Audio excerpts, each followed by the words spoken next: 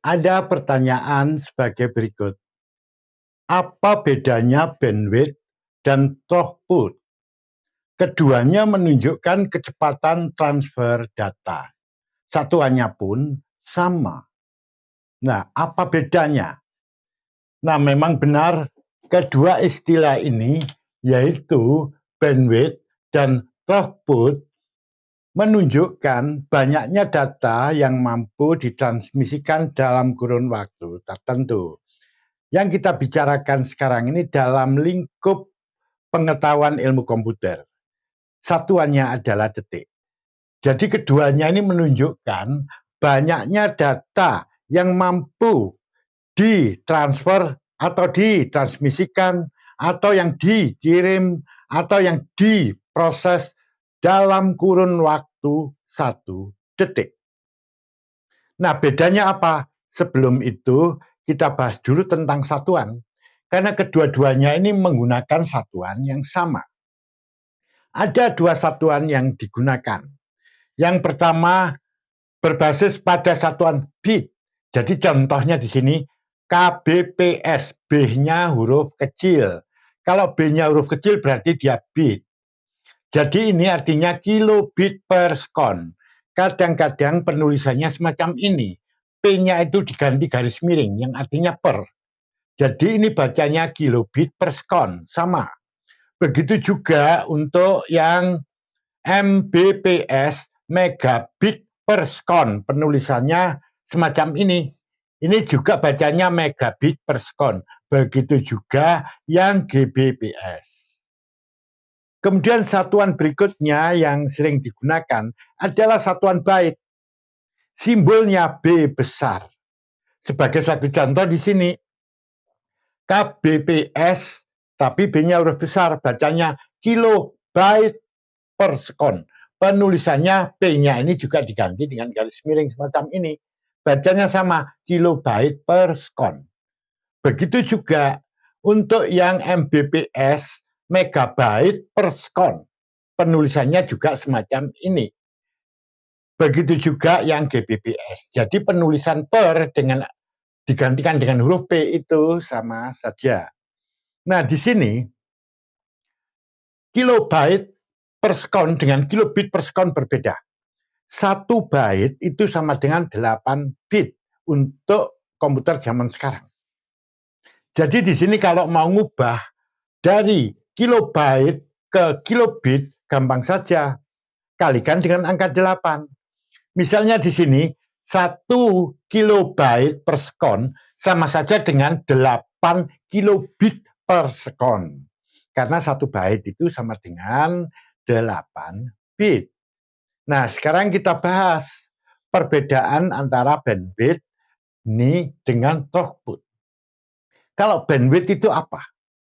Bandwidth itu adalah banyaknya data maksimum yang mampu ditransmisikan atau ditransfer dalam kurung waktu 1 detik. Nilai maksimum yang dibicarakan di sini. Saya berikan suatu contoh. Misalnya ada satu memori utama, orang umum menyebutnya RAM ya, semacam ini. Ini sebagai satu contoh. Nah, dia ini memiliki bandwidth untuk yang jenis DDR4 3200, itu bandwidthnya adalah 25,6 GB per sekon. Nah, angka ini menunjukkan nilai maksimumnya yang mampu ditransfer dalam kurun waktu 1 detik. Nah, biasanya kenyataannya kalau diukur tidak sampai segitu. Ketika dia sedang bekerja diukur mungkin dia hanya 20 GB per sekon atau 20 GB per detik. Jadi nilainya berada di bawahnya. Jarang sekali dia bisa mencapai nilai maksimumnya, kecuali apabila kondisinya memang mendukung untuk bisa dikirimkan dalam nilai maksimumnya. Tapi itu jarang terjadi, biasanya ada di bawahnya. Nah, sama saja contoh yang kedua DDR5 4800. Ini bandwidthnya 38,4 GB per detik ya, GB per sekon. Ini kalau diukur ketika dia sedang bekerja, jarang mencapai nilai ini, biasanya ada di bawahnya, misalnya 30 GB per sekon seperti itu. Ya, jarang bisa mencapai nilai maksimumnya.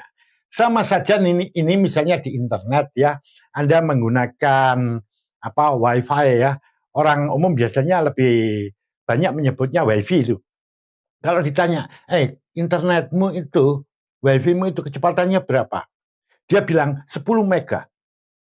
Nah, kalau ditanya lengkapnya apa? Pasti 10 Mbps.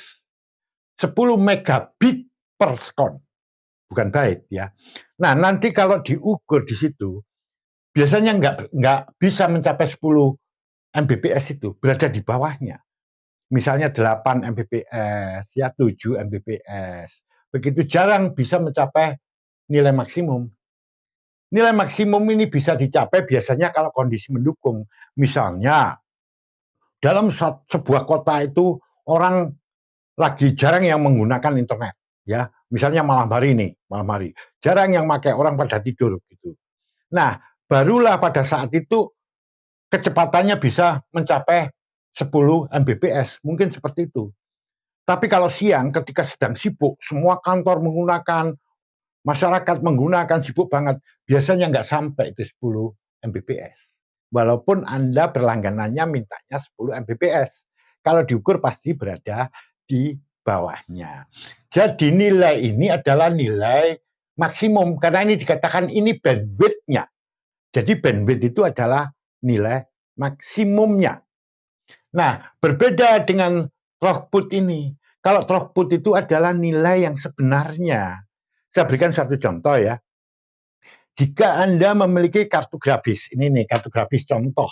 Ini contoh kartu grafis ya di sini. Nah, misalkan kartu grafis ini adalah kartu grafis yang menggunakan interface PCIe, PCI Express versi 5 yang berkecepatan 16 kali. Misalnya itu.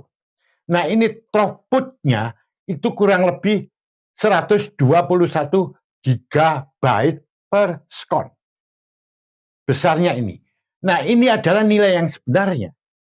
Jadi kalau Anda mengukur, ya pasti nilainya sebesar ini, begitu. Nah, di sini perbedaannya jelas. Kalau bandwidth itu menyatakan nilai maksimum, banyaknya data maksimum yang mampu ditransfer, diproses, atau dikirimkan dalam kurun waktu 1 detik. Sedangkan kalau throughput itu adalah nilai sebenarnya. Banyaknya nilai, banyaknya data yang mampu ditransmisikan pada saat itu dalam kurun waktu 1 detik. Nah, ini bedanya. Jadi kalau yang ini adalah nilai maksimumnya, angka yang tertera ini. Kalau yang di sini adalah nilai yang sebenarnya. Nah, itu perbedaannya. Semoga bermanfaat bagi Anda. Bertemu lagi pada sesi berikutnya.